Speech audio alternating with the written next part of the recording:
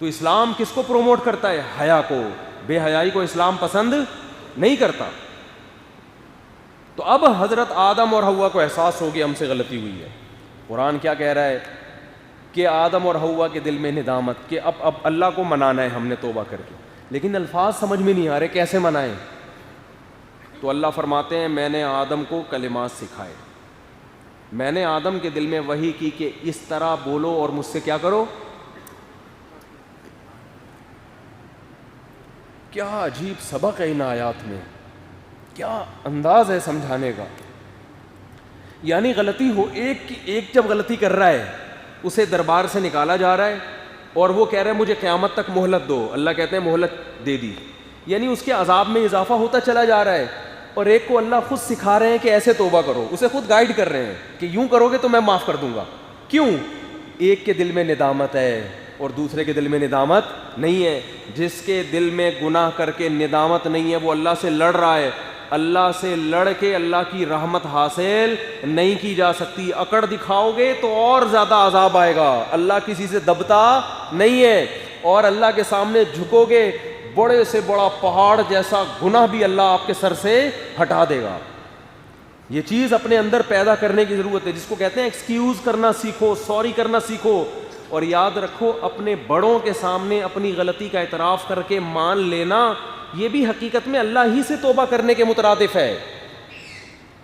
آپ سے غلطی ہوئی, باپ کی نافرمانی ہو گئی تو باپ سے معافی مانگتے ہوئے لوگوں کو شرم آ رہی ہوتی ہے. یہ سوچ کے معافی مانگا کرو یہ اصل میں باپ سے مانگ رہا ہوں مگر کس کے حکم پہ؟ اللہ کے. تو یہ اللہ ہی سے معافی مانگی جا رہی ہے, شرماؤ نہیں اس میں. ماں سے اگر معافی مانگنی پڑ جائے شرم آ رہی ہوتی ہے بعض دفعہ, تو یہ سوچ کے مانگا کرو کہ یہ کس سے مانگ رہا ہوں میں اصل میں. اللہ نے حکم دیا نا کہ ان سے معافی مانگ, ان کو منا کے رکھو, اس لیے اس میں بڑے بھائی سے معافی مانگنی پڑے. تکبر مت کرو, بولو بھائی یہ کس کا حکم ہے رشتہ داری جوڑنا؟ یہ تو اللہ کا حکم ہے, اللہ کی خاطر مانگ رہا ہوں میں. من تواضع للہ رفعہ اللہ, حدیث میں آتا ہے جو اللہ کے لیے جھکتا ہے اللہ اسے بلند کر دیتا. اس سے پتہ چلتا ہے ایک جھکنا انسان کا اللہ کے لیے نہیں, چاپلوسی کے لیے, مکھن لگانے کے لیے, دنیاوی مفاد. جو باس کے سامنے لوگ جھک رہے ہوتے ہیں, یس سر جی سر کر رہے ہوتے ہیں نا باس کے سامنے, مکھن لگا رہے ہوتے ہیں سر سر پلیز سر. بڑی بڑی غلطیاں ہو جاتی ہیں, حالانکہ غلطی باس سے ہو رہی ہوتی ہے. سوری کون کر رہا ہوتا ہے؟ آپ, کہ یار تنخواہ جاب سے نکال دیں گے. یہ جھکنا اللہ کے لیے نہیں ہے, یہ پیسوں کے لیے. بھائی کے سامنے جھکنا, بڑی بہن کے سامنے جھک جانا, ماں کے سامنے جھک جانا, خالہ پھپھو چچا کے سامنے جھک جانا, یہ اللہ کے لیے, کیونکہ آپ یہ تواضع اختیار کر رہے ہیں رشتہ داری جوڑنے کے لیے. اپنے استاذوں کے سامنے جھک جانا, کسی بوڑھے کے سامنے جھک جانا. بوڑھے سے غلطی ہو تو بھی سوری کون کرے گا؟ بولو نا, آپ کرو بھائی. حدیث میں آتا ہے ان من اجلال اللہ,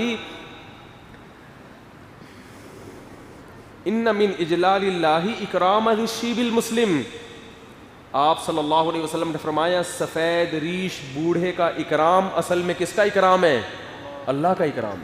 اللہ نے حکم دیا اس بوڑھے کا احترام کرو. آج بوڑھوں کے بارے میں عجیب تبصرہ کر رہے ہوتے ہیں, اس بڈھے کو دیکھو کیا ہو گیا, اس بڈھے کو. یہ تبصرہ بہت غلط ہے بھائی. وہ بوڑھا ہو گیا تو آپ کے لیے قابل احترام ہے وہ, اور اس کے احترام کا کس نے حکم دیا؟ تو یہ تکبر ہے, کل آپ کی بھی یہ حالت ہونے والی ہے. تو بوڑھا اگر غلط بھی ڈانٹ رہا ہے, جوان آدمی کی ذمہ داری ہے اس کی ڈانٹ کو برداشت کر لے, سن لے یار, چھوڑو, نظر انداز کرو. اس میں کیا بحث کرنا صحیح کون ہے غلط کون ہے, بس برداشت کر لے آدمی. میرے پاس کیسز آتے ہیں نا, ماں بعض دفعہ آتی ہے اپنے بیٹے کو لے کر, بہو ایسا کر رہی ہے, بیٹا پھر جواب دیتا ہے نہیں ایسا نہیں کر رہی, ایک جنگ شروع ہوتی. میں بیٹے سے کہتا ہوں یار ماں سے الجھنے کی ضرورت نہیں, کچھ سیاست سے کام لے لو.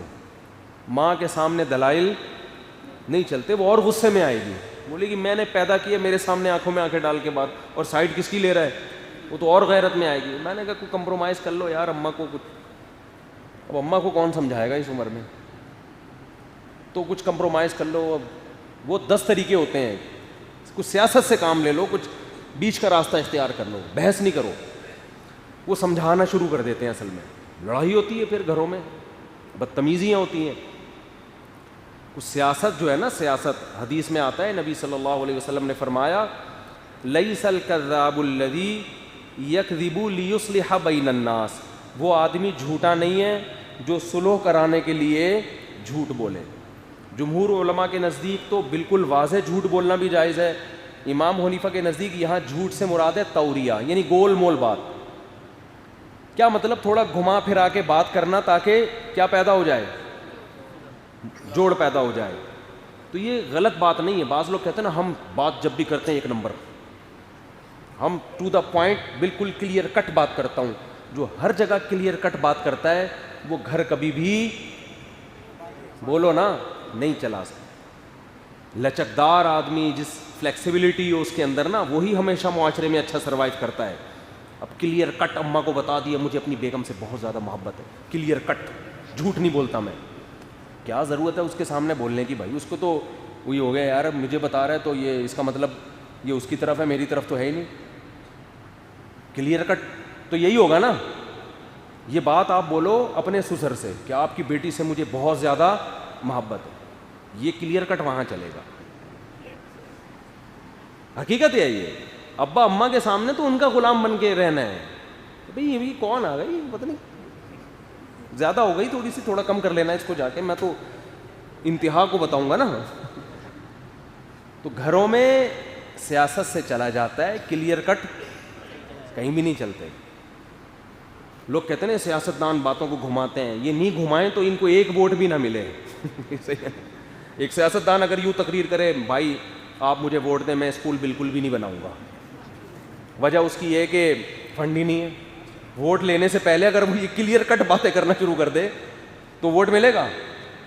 اس وقت تو وہ جوش میں کہے گا بھائی آپ مجھے میں اکثر پرانا لطیفہ ہو گیا، ایک سیاستدان تقریر کر رہا تھا آپ مجھے ووٹ دیں میں 2 اسکول بناؤں گا، لڑکوں کے لیے الگ، لڑکیوں کے لیے الگ. لوگوں نے کہا ہمارے ہسپتال نہیں. اس نے کہا ووٹ دیں خواتین کے لیے الگ، مردوں کے لیے الگ.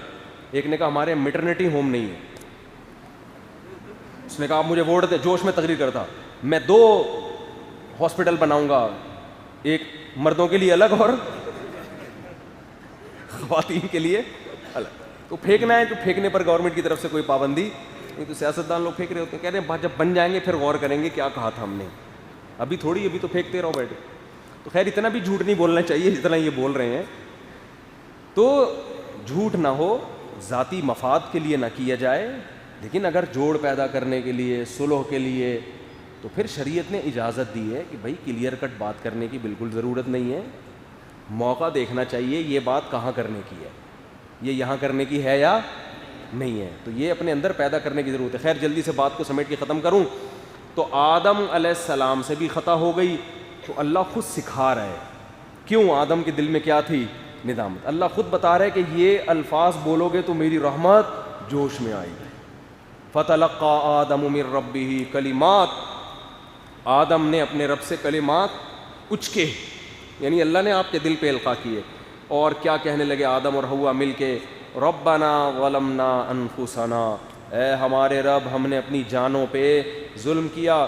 وَإِن لَّمْ تَغْفِرْ لَنَا وَتَرْحَمْنَا، تو نے ہمیں ہماری مغفرت نہیں کی، ہمیں معاف نہ کیا، لَنَكُونَنَّ مِنَ الْخَاسِرِينَ، ہم تو تباہ و برباد ہو جائیں گے. اب ہم تیرے ہاتھ میں. تو قرآن کے الفاظ کیا ہیں؟ ثُمَّ اجْتَبَاهُ رَبُّهُ، جب آدم نے یہ کلمات کہے ہیں تو اللہ نے آدم کو منتخب کر لیا. وَهَدَا، اور آئندہ سیدھے راستے پہ چلایا، غلطی نہیں ہونے دی آدم سے آئندہ. اور اللہ نے کہا میں تیری حفاظت خود کروں گا.